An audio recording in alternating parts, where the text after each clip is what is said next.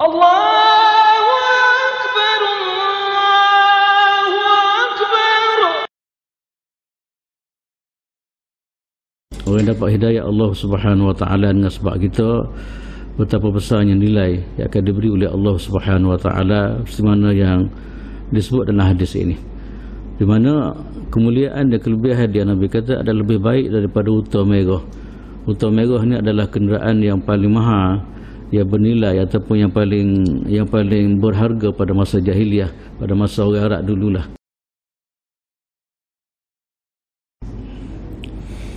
Bismillahirrahmanirrahim. Assalamualaikum warahmatullahi wabarakatuh. Alhamdulillahirabbil alamin. Wassalatu wassalamu ala Rasulillah sallallahu alaihi wasallam wa ala alihi wa sahbihi wa man ihtada bihadihi wastanna bi sunnati ila yaumiddin.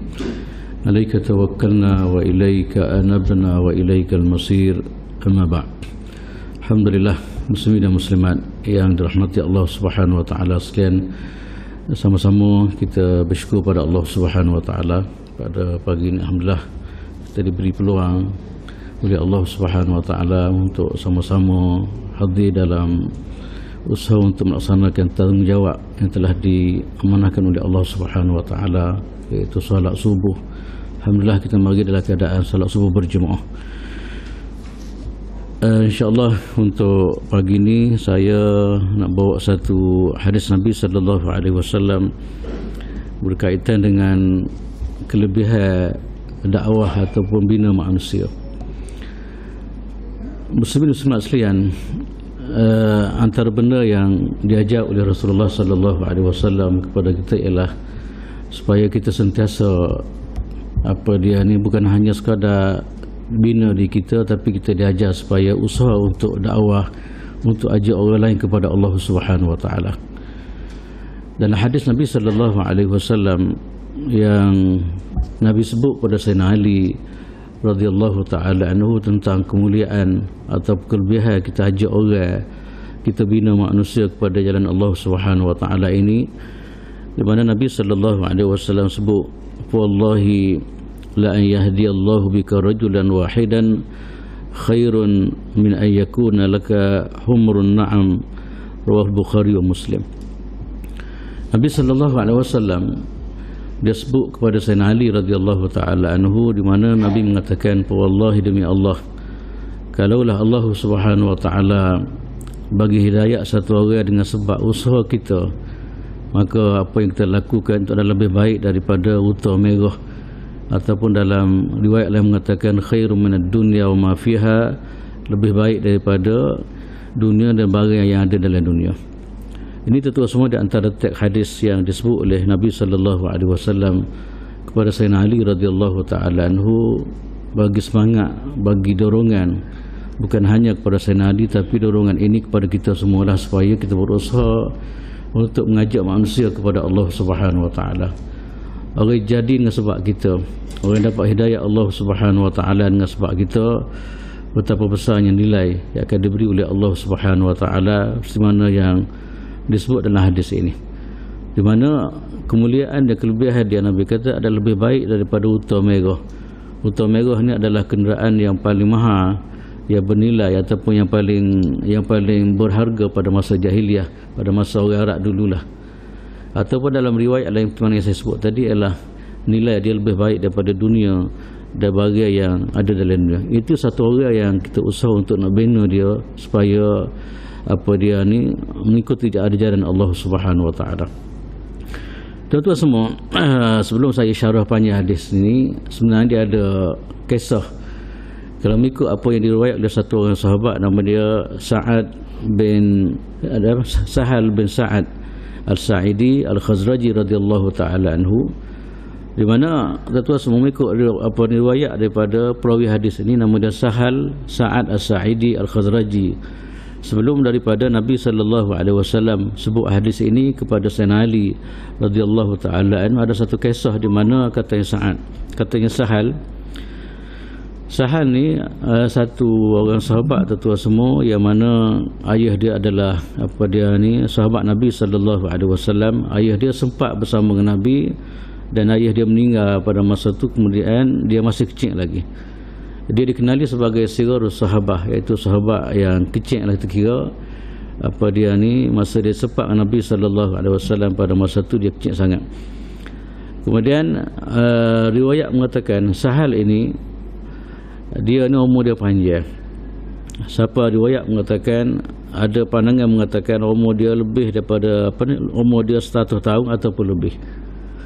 Sebab umur-umur ni tuan semua anugerah daripada Allah Subhanahu Wa Taala. Maknanya dia di antara dia ni orang yang diberi panjang umur oleh Allah Subhanahu Wa Taala.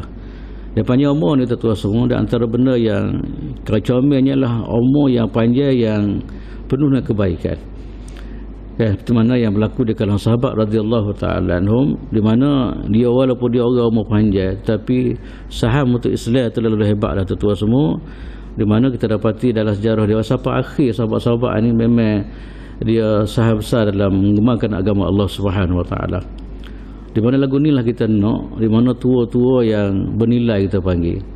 Dan inilah apa yang disebut oleh Nabi sallallahu alaihi wasallam, khairun nas man tala umruhu wa hasuna amaluhu. Sebaik-baik manusia ialah orang yang diberi panjang umur kemudian comel amal dia. Inilah yang berlaku di kalangan sahabat radhiyallahu taala anhum. Antaranya ialah perawi hadis yang kita bincang pada pagi ini. Tuan-tuan semua, dia ni asal usul daripada Madinah lah. Khazraj ni adalah satu kabilah yang berada di Madinah, dan dikatakan dia ni isteri dia ramah. Isteri dia ramah ni bukan kahwin sekaligus, taklah boleh jadi mati apa semua kan. Dikatakan wallahu alam betul tak betul apa yang saja rojok semalam, kata dia berkurang 15 orang isteri dia. Ya, bukan duduk sekali dak lah ni. Kita hanya sekadar boleh 4 orang ya. Ya, tapi boleh jadi mati atau pecah dan sebagainya. Dikatakan Allah Taala kurnia kepada dia lebih kurang, kata dia 15 orang isteri. Kemudian dia meninggal dunia tuan-tuan semua, iaitu di Madinah tahun 88 Hijrah. Ada pandangan mengatakan tahun 99 Hijrah. Dan dikatakan Sahal ini, perawi hadis kita ni, dia adalah sahabat terakhir yang mati di Madinatul Munawwarah. Itulah kajian ataupun bahasan di kalangan ulama-ulama sejarah. Apabila bicara tajuk Sahal ini dikatakan dia adalah sahabat yang terakhir meninggal dunia di kota Madinatul Munawwarah. Itulah tuan-tuan semua bagaimana caknanya para ahli sejarah ni, siapa oleh kerana sahabat antara orang yang dimuliakan oleh Allah Taala, siapa dia boleh sebut gitu. Orang ni terakhir mati di Basrah, orang ni terakhir mati di Mekah dan sebagainya, dan dikatakan dia adalah terakhir mati di kota Madinatul Munawwarah. Tuan-tuan semua, kalau mengikut hadis yang diriwayatkan Sahal ini sebelum daripada Sayyidina Ali diberi galakkan oleh Nabi sallallahu alaihi wasallam, mana hadis yang saya sebut tadi, mengikut riwayat mengatakan satu masa apabila nak berlakunya peperangan Khaybar. Pada Khaybar ni tuan-tuan semua satu peperangan yang berlaku di antara orang Islam dengan Yahudi. Khaybar satu tempat yang di segi jarak Madinah jadi sebelah utara, lebih kurang 173 km daripada Madinah ke ke Khaybar. Khaybar ni kira adalah kubu terakhir bagi orang Yahudi lah. Orang Yahudi duduk Madinah, kemudian akhir sekali dia dihalau oleh Nabi sallallahu alaihi wasallam dengan angkara ataupun kejahatan dia orang buat ni. Siapa kita bukan nak balas dengan dia, tak kan, Yahudi saya perang dia gitu. Walaupun Nabi SAW buat baik dengan dia orang, siapa Nabi di Madinah tu Munawwarah buat perjanjian ke apa semua, tapi gitulah, dia ada antara makhluk yang suka langgar perjanjian, dan banyak kali dia usaha dia untuk bunuh Rasulullah SAW. Akhir sekali tuan-tuan semua, oleh kerana keberadaan dia di Madinah ni tidak beri manfaat, tidak ada guna atau beri bahaya kepada masyarakat Madinah, akhir sekali Nabi SAW halau dia daripada Madinah. Dan dikatakan di Khaybar ni adalah tempat terakhir dia di Kepulauan Arab lah. Dan akhir sekali dia telah dikalahkan oleh Nabi SAW, iaitu dalam peperangan Khaybar yang berlaku pada tahun ke-7 Hijrah. Di mana hadis yang kita baca pada malam ni, pada pagi ni semua adalah hadis ni adalah berkaitan dengan peristiwa yang berlaku dalam peperangan Khaybar. Di mana Rasulullah SAW satu masa apabila dia nak diserang di Khaybar, mana dia orang ni, kewujudan Yahudi ni memang satu kewujudan yang bahaya lah. Okay. Memang banyak usaha-usaha jahat dia untuk nak peracur kerajaan Madinah yang dibina oleh Nabi SAW. Kadang-kadang dia alok orang lain, dia galak orang lain untuk apa dia, untuk musuhi Islam. Dan benda ni berlaku pada luar ni pun kita lah tuan semua. Ini perangai dia. Dia orang kalau sebenarnya bilang dia tak ramah, tapi dia pandai abad ni. Dia pandai main cocok, dia pandai apa dia ni, pelaga orang untuk nak menguasai. Inilah perangai-perangai Yahudi. Dan akhir sekali tuan semua, Nabi SAW atas bala tentera dia untuk mengakhiri kewujudan dia di tanah Harak, di Khaybar, iaitu berlaku pada tahun ke-7 Hijrah. Mana tuan semua, apabila Nabi SAW nak serang apa dia ni, nak serang Khaybar ini, Nabi SAW pernah sebut, Nabi kata la'utiyanna ar-rayah ghadan rajulan yaftahullahu ala yadayhi. Nabi kata esok saya akan bagi bendera, kan, untuk apa dia, bendera ni lah akan bagi kepada orang yang dengan dialah Allah Subhanahu Wa Taala dapat mengalahkan apa tentera Yahudi di Khaybar. Maknanya Nabi SAW sebut ada satu orang, Nabi kata aku akan bagi satu orang esok apa bendera, di mana orang ni lah dengan sebab dia lah Allah Subhanahu Wa Taala beri pertolongan dan dapat mengalahkan tentera Yahudi di Khaybar. Suatu semua apabila Nabi sebut gitu, maka di kalangan sahabat pun bakat mari capur gitu, bakat tanyalah. Dan ada riwayat yang mengatakan, Nabi kata orang ni, laki-laki ni adalah yuhibbullah wa rasulah. Laki-laki ni adalah laki-laki yang cinta kepada Allah dan cinta kepada Rasul, dan Allah dan Rasul cinta kepada dia. Ini peribadi yang akan dibawa bendera sebagai pemimpin dalam usaha untuk nak memerangi apa dia ni Yahudi di Khaybar. Kan Nabi sebut gitu, Nabi tak sebut nama lagi mula-mula sekali. Nabi kata esok aku akan bagi bendera sebagai bendera, dia pegang bendera ni dengan sebab dia inilah dikatakan, dia inilah apa dia akan buka, dengan sebab inilah Allah Subhanahu Wa Taala akan buka ataupun akan mengalah tentera Yahudi di Khaybar, dengan sebab laki-laki ni, di mana laki-laki ni adalah orang yang berimej kepada Allah, orang yang suka kepada Allah Taala, orang yang mencintai Rasulullah sallallahu alaihi wasallam, dan Tuhan pun suka kepada dia dan Rasulullah pun suka kepada dia. Maka apabila Nabi SAW sebut benda ni, Nabi kemudian pabatan nasu lailatahum ayyuhum yu'taha. Malam itu pakak duk bicara di kalangan sahabat lah, siapa orang tu. Pakak mari tanya lah. Mana bukan cala-cala orang ni yang telah disebut oleh Nabi SAW, dan Nabi aku orang tu. Pengakuan Nabi ni bukan pengakuan dalam bentuk berpura-pura kita ni boleh jadi duk main-main gitu kan. Pengakuan Nabi adalah satu pengakuan yang benar-benar apa dia ni, benar-benar betul sebenarnya itu semua, sebab Nabi tak cakap kecuali wahyu daripada Allah Subhanahu Wa Taala. Maka malam tu dok kecek lah. Esok ke pakak pergi jumpa dengan Nabi SAW dan harap sangatlah supaya bendera itu diserah pada dia orang. Dan masing-masing nak harap dia adalah antara orang yang telah dimulia oleh Allah Subhanahu Wa Taala. So pagi-pagi lagi sahabat pakak pergi jumpa dengan Nabi, dan kalau boleh naklah bendera itu, kalau boleh mak Nabi SAW serah bendera itu kepada dia orang. Okay. Tapi boleh dah pakat gitu tu. So Nabi kata aina Ali bin Abi Talib. Ramai-ramai gitu tiba-tiba satu Nabi kata duk mana Sayyidina Ali radhiyallahu taala. Ramai-ramai gitu tak ada Sayyidina Ali radhiyallahu taala. Nabi kata aina Ali bin Abi Talib. Mana Sayyidina Ali ni, kata dia. Rupa-rupanya bendera ini, orang yang layak untuk terima bendera ini adalah Sayyidina Ali radhiyallahu taala. Ya, sebab benda-benda gini terus bukan pandai-pandai, ni adalah pilihan semata-mata daripada Allah Subhanahu Wa Taala. Kemudian apabila Nabi tanya Sayyidina Ali itu, qalu tashtaki ainahu ya Rasulullah. Ya Rasulullah, kata dia Sayyidina Ali sakit mata, kata dia tak boleh mari. Ya, sebab sakit tak kira siapa dia lah. Sahabat ke siapa, pasal dia dah manusia. Kalau sakit, kalau pasal sakit mana pasal dia dah sakit manusia. Tak kira sahabat ke siapa. Dia kata ya Rasulullah, kata Sayyidina Ali tak ada hari ni sebab dia sakit mata. Maka akhir sekali Nabi SAW kata fa'arsilu ilahi, panggil dia mari. Panggil dia mari, kemudian sapa kat Nabi siu ataupun ludah sekali mata dia. Akhir sekali Allah SWT bagi sembuh pada Sayyidina Ali radhiyallahu taala.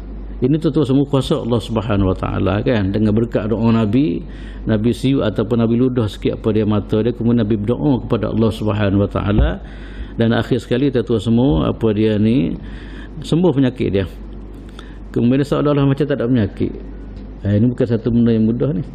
Ya, kita kadang-kadang nak sembuh satu penyakit itu kena guna masa juga, kau sikit baru habis.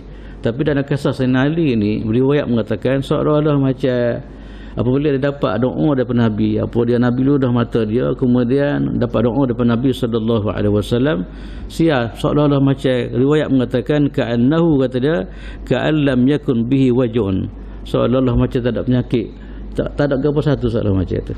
Ini tentu semua adalah dia panggil apa, dia mukjizat ke ataupun dia panggil apa, keberkatan doa Rasulullah sallallahu alaihi wasallam. Kemudian lepas tu Nabi sallallahu alaihi wasallam bagi dera lah. Dera ni sebagai apa, dia ni pemimpin yang akan bawa bala tentera, maknanya untuk menyerang apa dia kota Khaybar.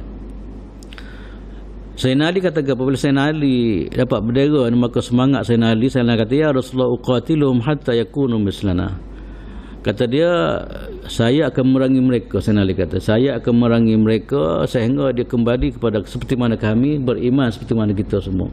Ini tekad Sayyidina Ali radhiyallahu ta'ala. Kemudian Nabi kata Nabi kata pergilah sana. Kemudian Nabi sebut, Nabi kata summad'uhum ilal Islam wa akhbirhum bima yajibu alaihim fi haqqillahi fihi.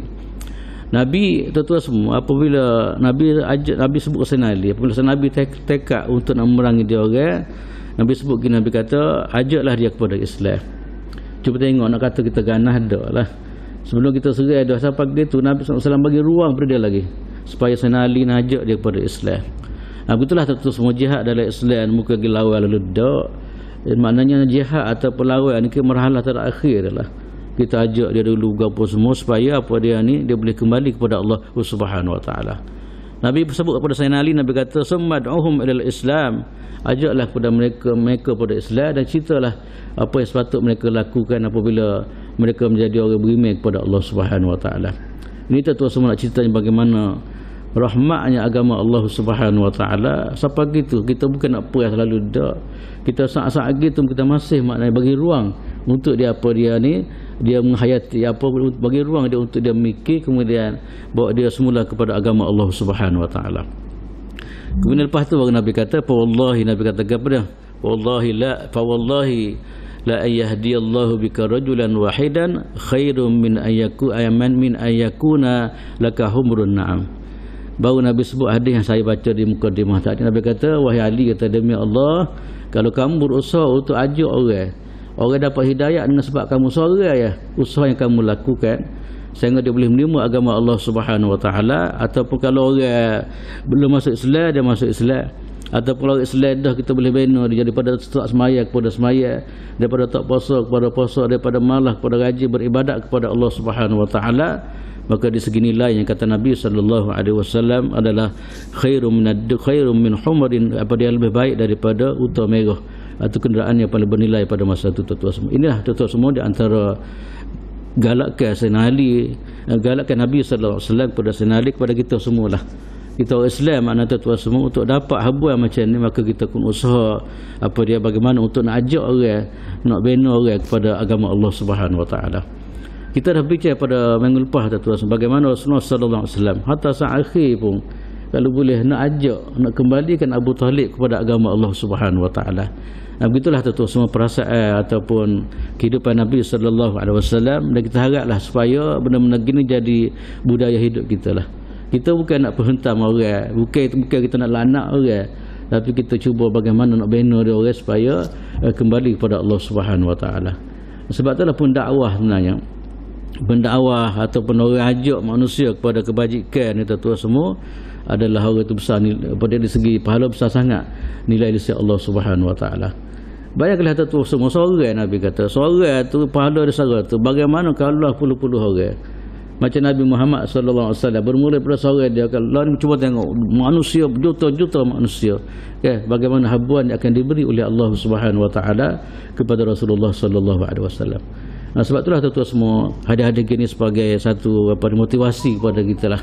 Kita tak usah warak seorang, kita tak usah hebat seorang, tapi kita kena usaha supaya pada orang lain juga boleh beriman, orang lain boleh juga beribadat kepada Allah Subhanahu wa taala. Usaha yang kita buat ni tuan-tuan semua kepenatan atau masa yang kita habis atau duit yang kita habis, rupa-rupanya besar sangat nilai di sisi Allah taala. Seorang siapa gitu disebut oleh Rasulullah sallallahu alaihi wasallam. Tuan-tuan semua, sebab apa penting sangatnya kalau kita perhati, kenapa penting sangat kita dakwah ajak orang kepada kebaikan, pahala besar tuan-tuan semua. Kan, usaha ajak orang kepada kebaikan ni pahala besar. Sebab itulah usaha dakwah, usaha ajak orang, sebab ilmu ni tetua semua kerja kita semua. Cuma orang Melayu kita ni orang dakwah, sebenarnya kita belakang orang dakwah belakang kita ni kan. Dia guna istilah tu dia ambil mana tahulah. Sedangkan kita orang Islam ni orang dakwah belakang kita panggil, ajak orang kepada kebaikan. Ikutlah kemampuan yang ada pada kita. Kan, kita ada sikit kita bagi sikit, kita ada banyak kita bagi banyak. Ini tugas saya sepatutnya.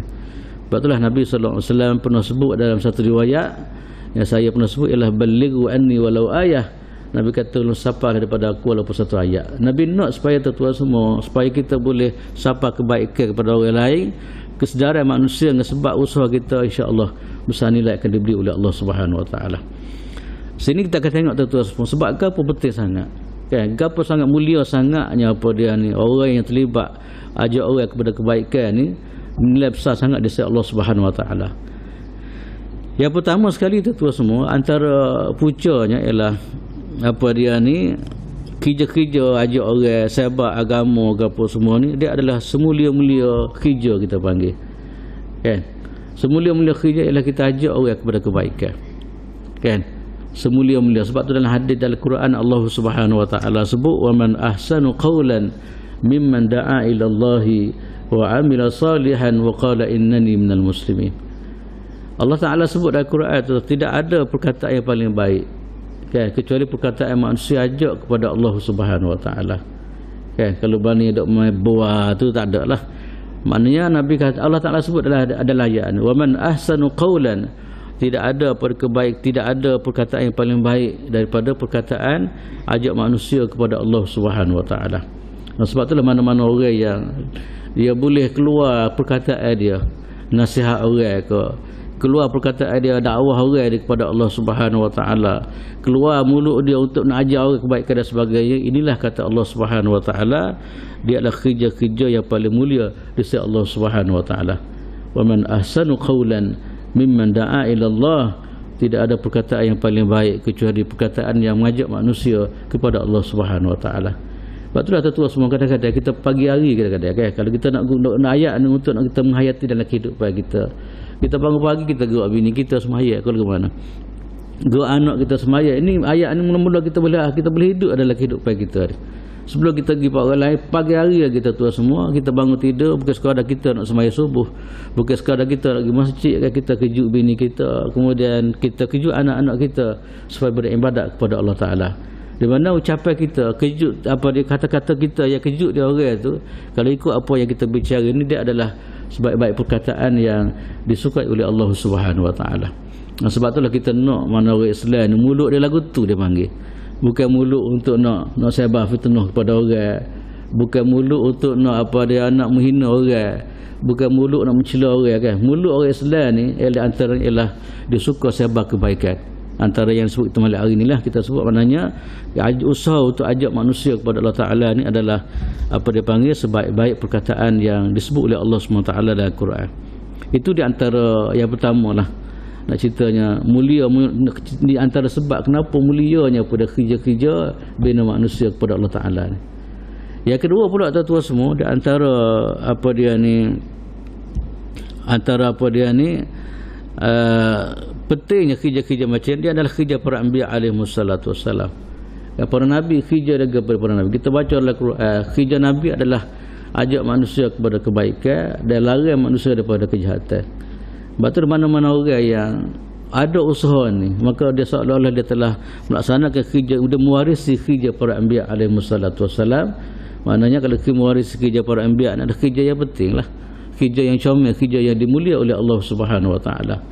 Bukan setengah orang tu kerja jahat, tu kerja syaitan ada juga kan. Ada setengah orang tu mewarisi kerja-kerja iblis dok sebar dalam masyarakat kan. Tapi kita nak tetap semua kerja-kerja dakwah ni, kerja-kerja sebar kebaikan ni, kita nak mengikuti jejak langkah yang dibuat oleh para anbiya alaihi wassalatu wassalam.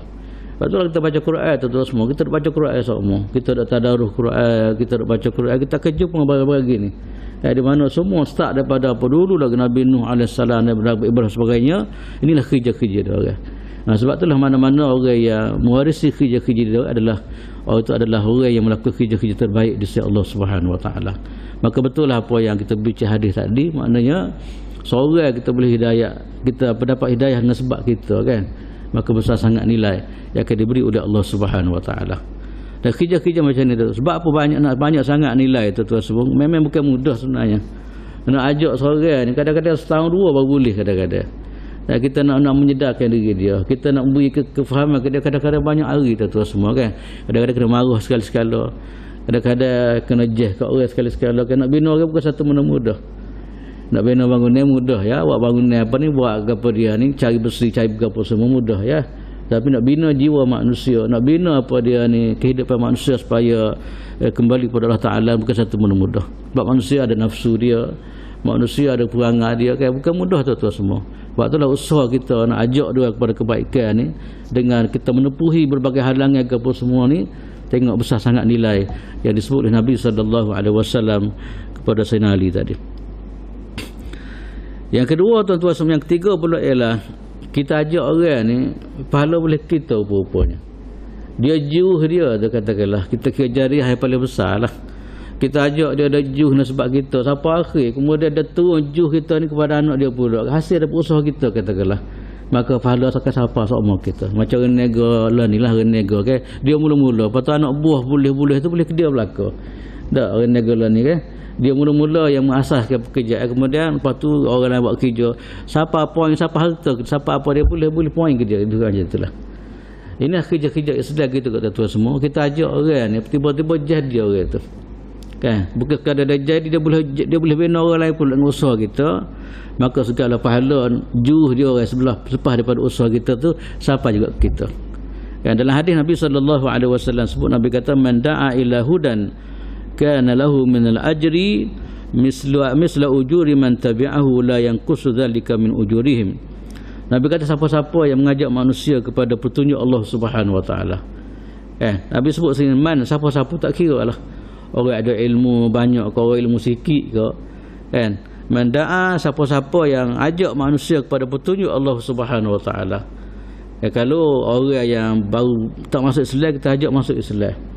Saya dua baru ni ada satu orang India ya, di satu kawasan di Tanah Merah kan, nak masuk Islam. Alhamdulillah, asyik duk saing dia ke apa semua kan, satu duk saing dia, sekali dia minat ya, dia kena, dia rasa suka tengok apa-apa semua, akhirnya dia masuk Islam. Maka tu usaha itu besar sangat pahala. Sepanjang dia Islam tu semua kan, sepanjang dia lebih kekal dia kepada Islam tu, siapa sama poin kepada kita. Begitulah tu semua yang kita nak dalam kehidupan kita. Sebab itulah kadang-kadang Datuk Guru, kau ulama ke apa, kenapa tu semua nilai tambah dia lebih, sebab usaha dia tu banyak orang jadi dengan sebab dia kan.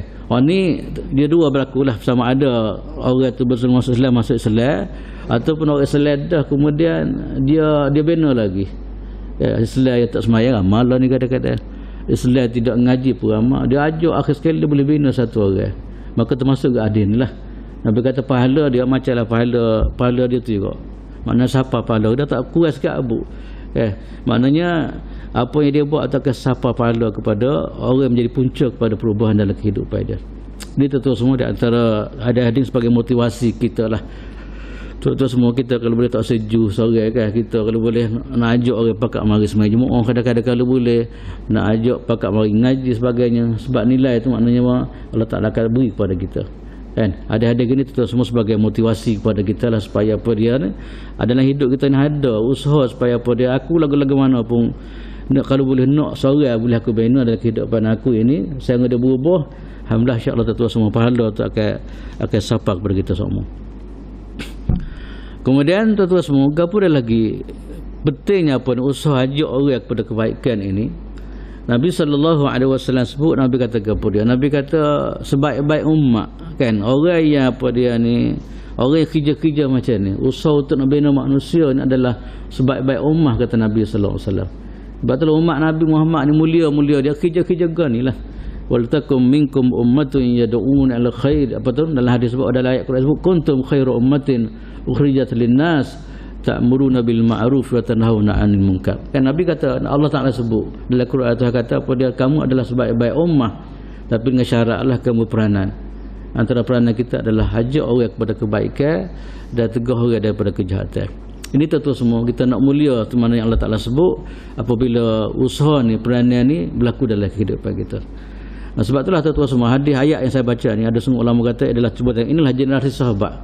Ya Allah Ta'ala puji dia orang sebab apa? Kerja-kerja macam ni berlaku di kalangan dia orang. Ya, kerja-kerja untuk membina manusia ni memang satu benda yang jadi daging darah di kalangan para sahabat radhiyallahu taala. Lepas tu cuba tengok tuan-tuan semua dalam sejarah. Sahabat kadang-kadang sanggup pergi jauh. Sanggup pergi sana sini, kadang-kadang tinggal rumah tangga kerana apa? Kerana nak sapa mesej Islam, nak bina manusia supaya apa dia ni kembali kepada Allah Subhanahu Wa Taala. Okay. Kemudian berikut pula tuan-tuan semua, apa dia ni ajak manusia kepada kebaikan ni, ajar tu sebagainya, dia adalah apa dia panggil jalan untuk dapat kejayaan dan jauh daripada kerugian. Okay. Kita nak tahu orang itu berjaya, nak selamat dalam kehidupan dia dan tidak rugi dia ni, maka di sana dalam Quran Allah Ta'ala sebut antara kerja-kerja macam ni lah, kerja-kerja ajak orang kepada kebaikan. Kita selalu baca wal asri kan, banyak baca wal asri ni, semua baca wal asri innal insana lafi khusr illa alladhina amanu wa amilus solihat wa tawasaw bil haqqi wa tawasaw bis sabri. Tuan-tuan semua, ayat ni sebenarnya kita nak baca semua. Tama-tama kita Melayu dia suka baca sangat yang sebab dia pendek lah semaya. Ya wal asri inna ataina sakal lagi pada qul huwallahu ahad. Gitulah lagu-lagu mana buat tu ya kadang-kadang kan. Tu ya. Kalau mana tahu Allah takut sini baca panjang tahulah, tapi biasanya dia baca tu lah. Tapi walaupun pendek tu semua, sebenarnya wal asri ni walaupun pendek sebenarnya hatta Imam Syafi'i kata kepada kalaulah manusia kalau Tuhan tak turun ayat lain, hanya turun ayat surah ni saja, dah cukup dah untuk manusia untuk dapat kejayaan insya Allah Subhanahu Wa Taala. Gapo dia kandungan dia tuan semua. Kandungan dia adalah kaitan dengan apa yang kita bincang pada pagi inilah. Allah Taala sebut innal insana lafi khusr, manusia dalam keadaan rugi. Manusia kalau dia tidak berfungsi maka dia akan berada dalam keadaan kerugian. Kecuali Allah Taala kata siapa yang tak rugi ni ialah dia ada 4 sifat orang tak rugi ni. Yang pertama sekali ialah illal ladzina amanu, orang beriman. Yang kedua ialah wa amilus solihat. Yang ketiga ialah tawasaw bil haqqi, berpesan-pesan kebaikan dan pesan-pesan dan kesabaran. Maknanya apa yang sifat tu di antara sifat kita ajar orang lah. Kita ajak orang kepada kebaikan, kita pesan-pesan kepada kebaikan. Ini antara sifat orang yang apa dia tuan semua, orang yang tidak rugi di sisi Allah Subhanahu Wa Taala. Ini tuan sebab itulah apa dia ni, kalau macam saya sebut tadilah, dikata Imam Syafi'i radhiyallahu ta'ala mengatakan kalaulah Tuhan tak turun surah kecuali surah ni dan manusia benar-benar beramal surah ni, insya-Allah dia akan berjaya. Sebab dalam surah ni tuan adalah gambaran bagaimana ciri-ciri orang yang berjaya di sisi Allah Subhanahu Wa Taala. Antara tadilah 4 tadi kita kena ingat. Pertama sekali ialah beriman, yang kedua ialah amal soleh, yang ketiga ialah kita berdakwah, ajak orang kepada kebaikan, wa tawasaw bil haqqi, yang keempat ialah kita berpesan-pesan dengan kesabaran. Ini tentu semua di antara ayat-ayat yang selalu diperingatkan oleh para salafus soleh apabila jumpa di kalangan dia orang. Sebab ada riwayat mengatakan di kalangan salafus soleh apabila dia ziarah satu sama lain, kemudian sebelum dia meninggal, sebelum dia pisah, ada satu orang akan baca surah ni. Wal asri innal insana lafi khusr illa alladhina amanu wa amilus solihat wa tawasaw bil haqqi wa tawasaw bis. Sebab apa tu semua? Sebab untuk beringat antara satu sama lain, kita nak jaya maknanya demo ke saya ke nak jaya kena hayatilah apa yang disebut oleh Allah Taala dalam surah ni. Ada sebut dalam riwayat macam tu. Kita ni begitu yalah. Dia pisah siapa sebut ayat ni. Kita lain pun gitu juga. Apa ada kita buti majlis kat baca wal asri baguslah tu. Suka kemudian ingat tentang masa, kemudian ingat tentang orang yang tak rugi di sisi Allah Subhanahu Wa Taala. Ini tentu semua budaya orang dulu apabila nak pisah dia sebut ayat-ayat gini supaya peringat. Maknanya di antara manusia tak berjaya, manusia yang berjaya tak rugi ialah orang yang berperanan, iaitu orang yang sentiasa ajak orang kepada kebaikan ataupun kita panggil dakwah. Okey. Kemudian tuan-tuan semua, antara yang berikut pula tuan-tuan semua, antara apa dia ni, dia panggil apa dia ni, kenapa perlu sangat, penting sangat apa dia ni yang kita nak bincang tak dakwah ni ataupun ajak orang manusia kepada kebaikan ni. Dia sebut ad-da'watu ilallahi sababun li mahabbatillah. Kita apa dia ni, dakwah ajak orang kepada kebaikan ni adalah sebab kepada dicintai oleh Allah Subhanahu Wa Taala. Kita tuan-tuan semua dalam hidup ni tak ada lah kemuncuan dalam hidup kita bagaimana kita nak supaya Allah Ta'ala yang maha kuasa segala-galanya, yang bagi nikmat kepada kita segala-galanya, kita nak kita disayangi ataupun disukai oleh Allah Subhanahu Wa Ta'ala. Dan selalu kita sebutlah kalau kita kerja mana-mana, kita nak kalau boleh bos ni sayang kita, bos kita yang paling hebat sekali adalah Allah Subhanahu Wa Ta'ala. Maka kita nak apakah usaha-usaha yang disebut oleh Nabi sallallahu alaihi wasallam atau beberapa kesenara-senara kerja-kerja yang akan dapat cinta ataupun akan dapat mahabbah daripada Allah Subhanahu Wa Ta'ala. Maka tuan-tuan semua, di antara perkara yang kita akan dapat mahabbah daripada Allah Subhanahu Wa Ta'ala ni ialah, kata dia, ialah dalam hadis Nabi, ialah kita ajak manusia kepada kebaikan. Nabi kata ahabbun nasi ilallahi anfa'uhum linnas. Orang yang orang yang paling disukai oleh Allah Ta'ala ialah orang yang beri manfaat kepada orang lain. Antara manfaat yang kita bagi orang lain ialah kita bina dia orang, kita didik dia orang, kita dakwah dia orang, kita nasihat dia orang. Ini antara manfaat yang kita boleh bagi kepada orang lain. Maka usaha-usaha gini tuan-tuan semua adalah usaha yang usaha yang cukup mulia. Dia akan dapat mahabbatullah, Allah Ta'ala akan sayang kita berdasarkan pada hadis ni lah. Sebab itulah tuan-tuan semua, maknanya kita kadang-kadang gitulah, memang dakwah ni nak ajak orang kepada kebaikan bukan mudah lah sebenarnya.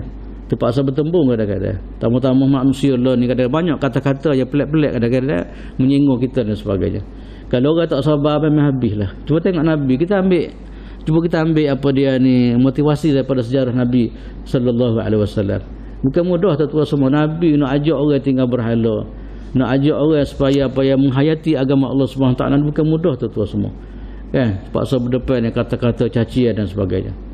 Siapa kadang-kadang Nabi pergi dakwah, macam kita sebut yang lepas lah, Nabi ajak orang qulu la ilaha illallah tuflihun. Kan? Ada dalam belakang dia. Orang dia kata tak usah ikutlah orang gila dalam apa semua. Dia kata Nabi sallallahu alaihi wasallam.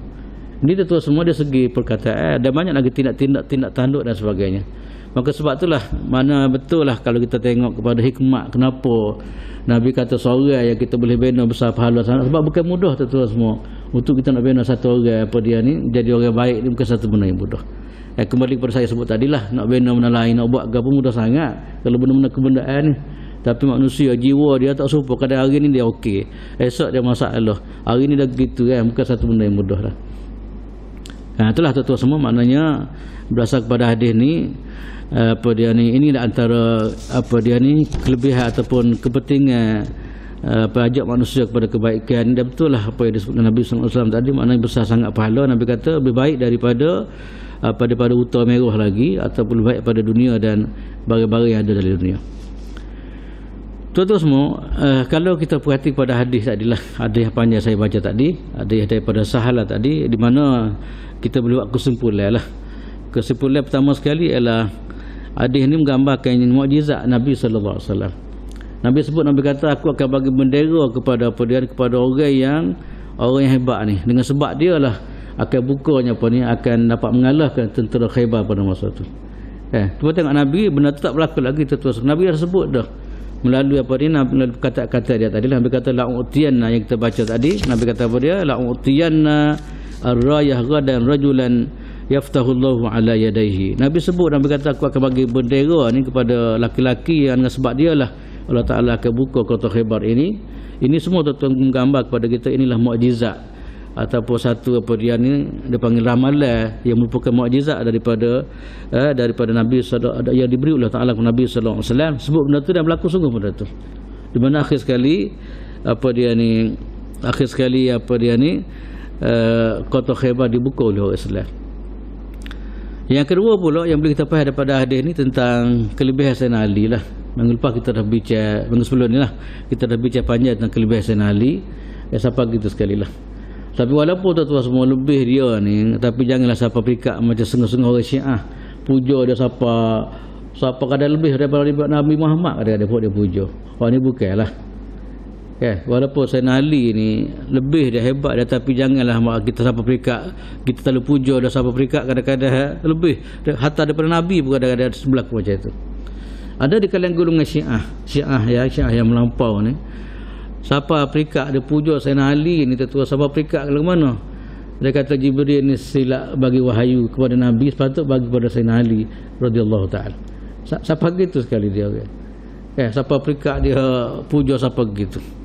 Dan ada sengah tu kadang-kadang ni pupuk pelampau Syiah ni ajar teruk sangatlah ni. Syiah ni banyak kumpulan Syiah ni. Banyak sangat kumpulan dia. Antaranya ialah ada sengah kumpulan dia kata Sayyidina Ali jelmaan Allah Taala di muka bumi. Siapa gitu sekali dia kata. Macam seolah mana jelmaan Tuhan di muka bumi adalah Sayyidina Ali. Ni satu ajaran yang cukup melampau lah. Ada setengah pula dia kata apa bunyi guruh di langit apa semua tu atau batuk atau pusing senali. Siapa gitu tu semua. Ni tak siapa gitulah kita kan. Ni siapa perikat apa dia puja siapa gitu sekali, ini bukan dia lah. Sebab tu kadang-kadang dia mau terlalu puja sangat. Siapa perikat dia mengkafirkan apa dia Sayyidina Abu Bakar, Sayyidina Umar, Sayyidina Uthman. Konon kata dia apa? Hak khalifah sepatut Sayyidina Ali lepas nabinya. Waktu dia sungguh-sungguh tu dah mengkafirkan semua sahabat depan dia tu. Sayyidina Bakar, apa dia Sayyidina Umar, kemudian Sayyidina Uthman radhiyallahu. Ini bukan dia lah. Walaupun tuan-tuan semua mana kita belajar hari ni, walaupun Sayyidina Ali ni antara orang yang diberi kelebihan, tapi sangat lebihlah dia dalam bab tu lah. Tak menafikan kelebihan orang lain. Cuma dalam hadis ni satu daripada ialah kita boleh tengok kelebihan Sayyidina Ali radhiyallahu ta'ala. Siapa diberi kepercayaan oleh Nabi sallallahu alaihi wasallam untuk bawa bala tentera untuk memerangi Yahudi di Khaybar. Kemudian yang akhir sekali tuan-tuan semua, di antara pengajaran yang kita boleh ambil daripada kisah ni adalah tentang kelebihan kita usaha untuk membina manusia, ataupun kelebihan manusia supaya manusia ni kelebihan apa dia ni usaha manusia untuk mengajak manusia kepada Allah Subhanahu Wa Taala. Ataupun kita panggil berdakwah ataupun kita ajar orang lain lah. Ini tuan-tuan semua di antara benda-benda yang besar lah. Dia terpati pada hadis Nabi kata, Nabi sebut adalah dalam hadis tadi, maknanya besar sangat. Wallahi la yahdiyallahu bika rajulan wahidan khairun min humurin na'am. Apa dia ni lebih baik daripada unta merah mana kita baca tadi. Sama-samalah tuan-tuan semua kita pakai ambil hadis ni, walaupun apa dia ni Rasulullah sebut kepada saya sebenarnya Rasulullah tuju kita semualah supaya kita berusaha apa dia ni dengan kemampuan yang ada pada kita. Kalau boleh habis-habis tak boleh kita boleh bina anak kita, habis-habis tak boleh kita boleh bina isteri kita. Yang penting kita kena mikir supaya apa dia ni kebaikan ini bukan hanya sekadar kita lah. Kita nak supaya kebaikan ini dirasai oleh orang lain, dan usaha kita supaya orang lain merasa kebaikan ini adalah usaha yang baik, besar sangat nilai yang akan diberi oleh Allah Subhanahu Wa Taala. Sama-sama tuan-tuan semua kita ambil semangat ataupun motivasi yang diberi oleh Nabi sallallahu alaihi wasallam dalam hadis ini supaya apa dia menjadi sebahagian daripada agenda hidup kita lah. Moga-moga kita juga dapat habuan pahala yang begitu besar yang akan diberi oleh Allah Subhanahu Wa Taala kepada kita. Itulah saya rasa tuan-tuan semua untuk pagi ini yang baik daripada Allah Subhanahu Wa Taala, kekurangan daripada kelemahan saya sendiri. Aku qouli hadza wa astaghfirullahal azim li wa lakum wa lisa'il muslimina wal muslimat wal mu'minina wal mu'minat. Assalamualaikum warahmatullahi taala wabarakatuh. A'udzubillahi minasyaitonir rajim. Bismillahirrahmanirrahim. Alhamdulillahi rabbil alamin, wassalatu wassalamu ala asyrafil anbiya'i wal mursalin wa ala alihi wa sahbihi ajma'in. Allahumma fa'na ma 'allamtana wa 'allimna ma yanfa'una warzuqna 'ilman yanfa'una. Alhamdulillahi ala kulli halin wa na'udzu bika min hali ahli an-nar. Allahumma ij'alna minal ladzina yastami'una al-qawla fayattabi'una ahsanah. Allahumma ij'al jam'ana hadha jam'an marhuma wa tafarruqana min ba'dihi tafarruqan ma'suma wa la taj'al fina wa la ma'na shakiyya wa la mahruma. Allahumma inna nas'aluka khaira hadha al-yawm fathahu wa nasrahu wa nuruhu wa hudah wa na'udzu bika min sharri ma fihi wa sharri ma ba'dah. Alayka tawakkalna wa ilayka anabna wa ilaykal masir. Rabbana la tu'akhidhna in nasina aw akhta'na. Rabbana la tu'akhidhna in nasina aw akhta'na. Rabbana 'alaika tawakkalna wa ilaika anabna wa ilaikal masir. Rabbana la tuzigh qulubana ba'da idh hadaitana wa hab lana min ladunka rahmatan innaka antal wahhab. Rabbana atina fid dunya hasanah wa fil akhirati hasanah wa qina adzaban nar. Wa sallallahu ala sayyidina Muhammadin wa ala alihi wa sahbihi wa sallam. Walhamdulillahi rabbil alamin. Subhanakallahumma bihamdika asyhadu an la ilaha illa anta astaghfiruka wa atubu ilaik.